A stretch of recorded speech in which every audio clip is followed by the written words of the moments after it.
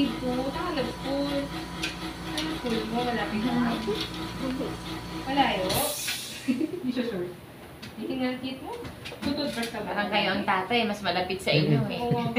Kalakawin kayo. Open naman. Busy din pala sila. Nag-a-upload din po ba siya? O dito lang? Nabungi. Sa work po. Bali, paano na rin po. Paalis Paalis na. na rin. Ilang taon ka na? 7 po. Saan may masakit? May masakit. Hindi daw siya nakatulog kagabi eh. Oo. Ano? Okay ba? Oo, kailangan natin bulungan. Oo, kaya pala. Kaya talagang masakit nga siya. Hindi siya makakakain na yan sa'yo. Bakang upo. Kasi umuuga na siya sir. Every time na may pressure, masakit po yun. Hindi siya makakain na ng maayos. Hindi ka makakakain handa. Saka pwede po siya biglang matanggal, baka malunod niya Malunod sir. niya So pa. dapat talaga na. Binubunot na. Parang yan pa yung kinukumpay niya. Tapos for cleaning na rin po siya. Kasi kung may mga bulok na rin po siya ngipin. Pero i-chart po na.